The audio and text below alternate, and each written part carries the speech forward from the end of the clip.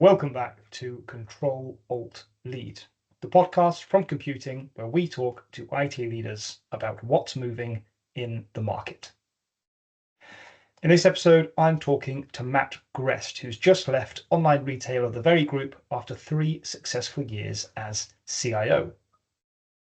Now, Gen AI is all the rage right now, and to an extent, everyone's competing to be a fast follower, just waiting for a big company to roll it out at scale. And that is exactly what Matt did. In our chat, we talk about how he implemented Gen AI at Very, how he ensured colleagues came along for the ride rather than just installing and then ignoring, and how other IT leaders can clamp down on AI shadow IT.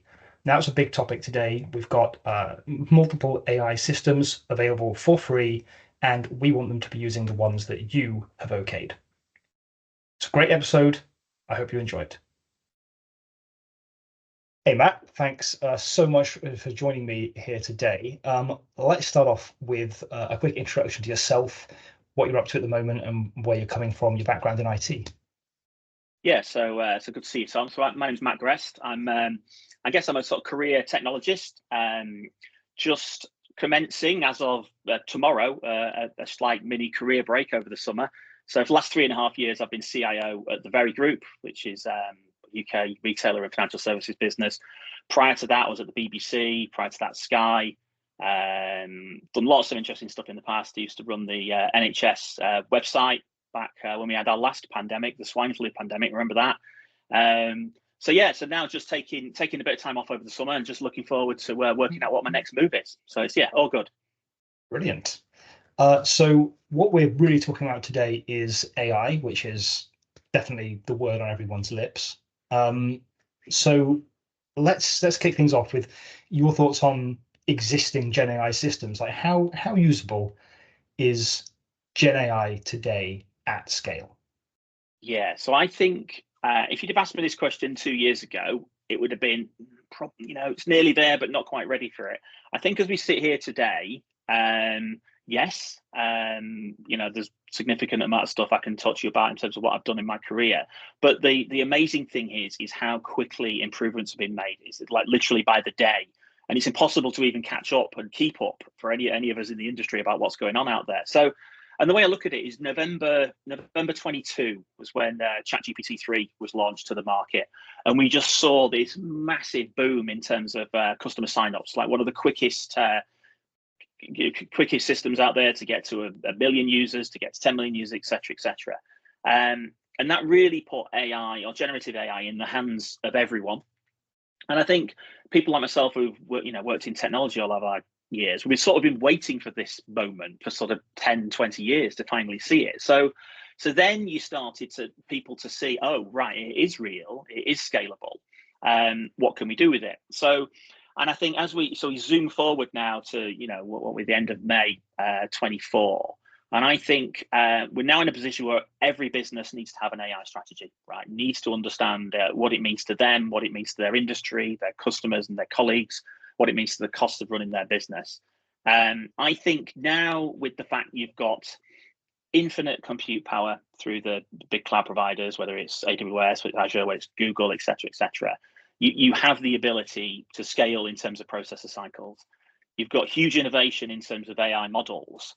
So I think now we're in a situation where the tech is almost like ready and ahead of businesses. And now it's up for businesses to choose where they want to deploy AI in their organization. And I see it really, the way I've looked at it historically, there's sort of 3 main tracks that you can look at it on. You can look at how can I give my customers better experiences using AI? How can I give my colleagues better experiences using AI? And the third one is how can I run a leaner, more cost-effective business as a result of using Gen AI?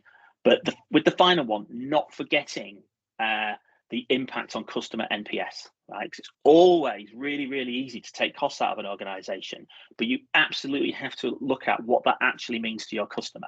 So I think if you can, on that third one, taking costs out of an organization, if you can balance that with actually maybe even increased customer NPS, then you're absolutely winning. And there's huge examples of how you could do that. Yeah, brilliant. Well, okay, let's talk about a few examples. Were you, because by the time this podcast comes out, you will have just left Very Group.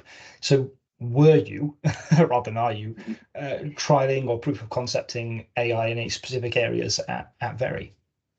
Yeah, in lots of areas, and everything I'll talk about here is already on the record. So I think going back to the November 22, ChatGPT was launched.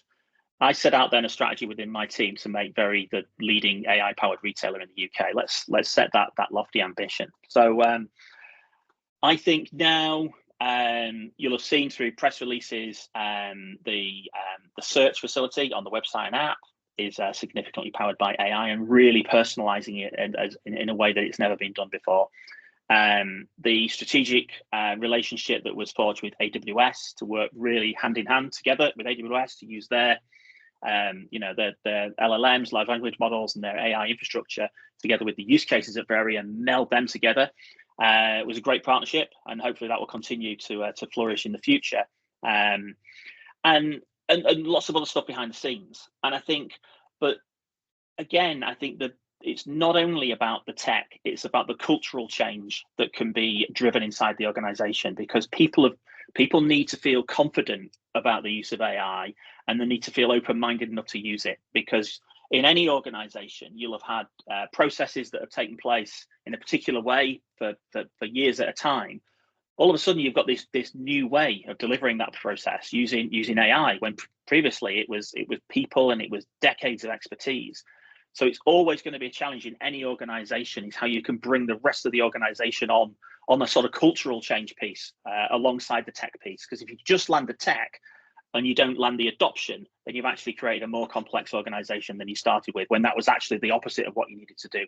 So I think AI should be seen as not just a tech thing. AI should be seen as an everyone thing. And it's for everyone, no matter what their role is in an organization, need to be open-minded to this thing called AI, because resist it at your peril, because whether we like it or not, we're now part of the AI generation. So I think that the companies and the individuals that will benefit the most are the ones that choose to be open-minded, to learn, and to embrace it. Yeah. So across all three of the traditional business pillars, let's say the people, the process, and the technology, AI encompasses all of them.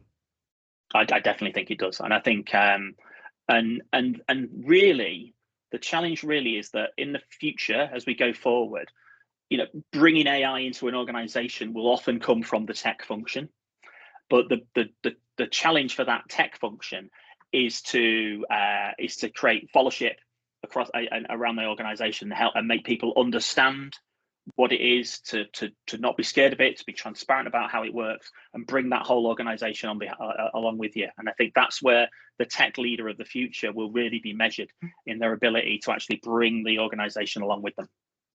Okay.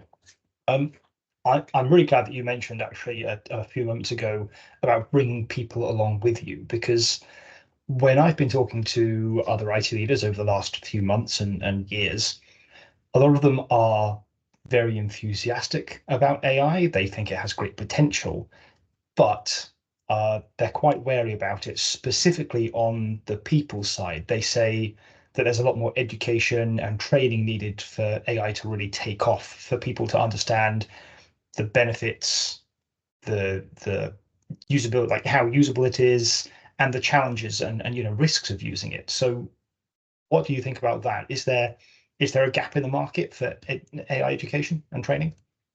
100%, and I think it's at both ends of the organization. It's people at a junior level in the organization, but it's also right up to executive teams, CEOs, chairman, and board. So I think the further up the organization you go in terms of chairman, exec, senior management team, those people have had a long and illustrious career that hasn't involved AI. So AI for them is like a new thing. It's a new concept.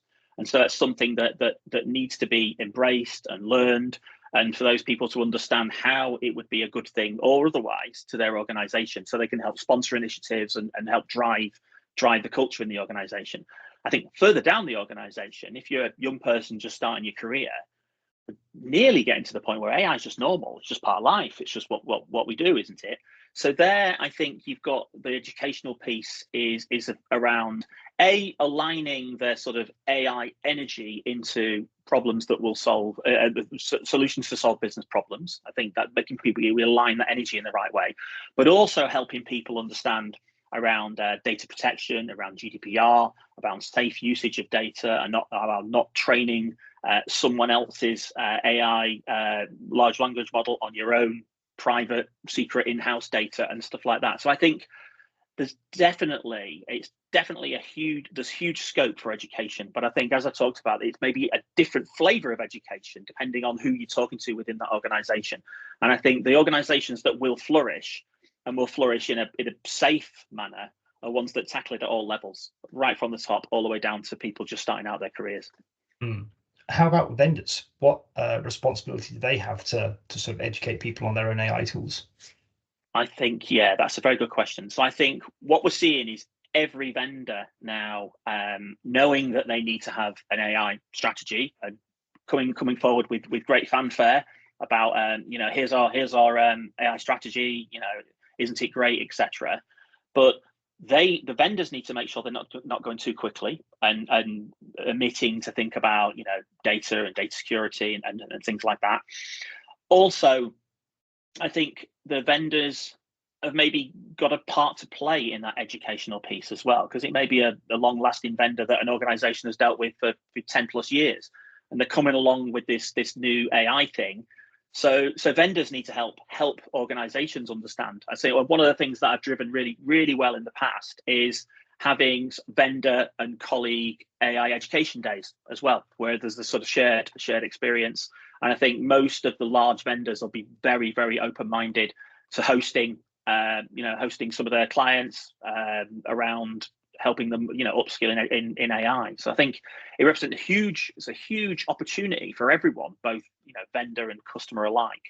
But I think walking forward, arm in arm on this is the way to succeed. Actually, it's not rushing, not going too quickly, not going too quickly. So each side of the, there's risk on both sides. But I think that's where it lies. I think that sort of supplier customer relationship. Yeah, I think that's especially important, as we've seen just very recently, Microsoft and Google integrating their own AI systems into new upcoming hardware, like into Copilot Plus PCs, into their Surface laptops and things, and then into the Chromebook Plus line. So yeah, interesting one, especially as clearly AI is going to be integrated into our workflows, basically whether we like it or not. Yeah, that's right. I think it represents. You look at Copilot. I think the name is perfect, right? It's an assistant that's with you all day to help you with tasks, help you be more efficient with tasks. So whether you're writing a document, whether you're writing, you're producing some PowerPoint slides and stuff like that, you can basically fast forward. You can break through that writer's block that we all sometimes get at the start. How do I get going with this? And boom, you can get like 70% of things up and running within a couple of seconds, and then you can start to add to it and put it in your own words or in your own company style and stuff like that. So I think, and it's only going to get better and better. But it's for everyone to understand that there's now technology available at their fingertips that's going to enable them to to be able to do their job in a more effective way. But it's always having to remember, am I doing it in a safe way? Am I protecting company and customer data in the right way? They've got to always be foremost in people's thoughts. And once they are, I think you can really sort of turbo boost your career based on embracing this sort of thing. Yeah, well, that comes back to the policy pillar, doesn't it? That's right. And I think that is the most important thing as well for organizations, is to have a clear AI usage policy amongst the people inside the organization must adhere to. And that's not to be restrictive, but that's to make people, save people from themselves, stop people with, huge amount of energy, wanting to solve problems in a fantastic way, and making sure they're also doing it in a safe way. And I think having that policy and making sure that everybody is aware and goes through the sort of learnings around that policy, I think is essential. Yeah. Well, a great opportunity for me to ask you about shadow IT now, because there are so many free AI tools out there. I can probably name 5 or 6 off the top of my head. How hard is it now as an IT leader to avoid shadow IT, to really clamp down on that? People, pasting company data into Claude, ChatGPT, whatever you like. How difficult is that? Yeah, so I think different organizations can deal with that in different ways. There's a way to actually stop this at the network level. So you can actually prevent people from accessing, say, ChatGPT from company devices. So, but the smarter company will realize that people are only using these tools because they've got energy, they've got creativity, they want to use it in order to do their job better. So it's quite straightforward to create an in-house version of ChatGPT in a walled garden way. So with all the features of ChatGPT, but internally, so you're not training someone else's large language model on your company data. So these are things that in my previous role we put very GPT in the hands of all colleagues, and which is a safe way and now enables everyone to then proceed at their own pace and be as creative as they like, well, without actually training anyone else's model on company data or allowing company data to actually leave the network. That's brilliant. How easy and how quick was that to set up your own LLM? It was a couple of some very enthusiastic people on the tech team did it in evenings and weekends over the course of about 3 or 4 weeks. So the building blocks are there. I think, but it starts with everyone in the organization, or the right people in the organization, understanding the risks involved with this. And one part of the team did. So they're like, right, we're going to solve this. We're going to allow people to use this amazing GPT tool, but we're actually going to put it in a allow them to do it in a safe way, so they can't do any damage with it. So the innovation came from within the team, but very straightforward, actually, very straightforward. Wow. So we're kind of coming up to the end of our time now. So I want to ask you a fairly broad question, but a future focused one, because all technologists are also futurists. So there's obviously no question that AI is going to change the way we work. It's already changing the way we work, but it's not really been adopted at scale yet, as we talked about. Do you think that that's going to happen in the short term? Is it going to happen in the medium term, or is it going to happen in the long term? These big sort of disruptive changes that people are expecting. So maybe a bit of all three, actually, in terms of, and I think a lot of it is that the pace of innovation through the AI tech providers is vast. Look at customer contact centers. Let's talk about that as a really good example, actually, right now. So there's a huge opportunity right now with the tech that is available to completely streamline the way that customer contact centers work. From we all know that it's never the most pleasant experience or pleasurable experience when you're resorting to making that phone call.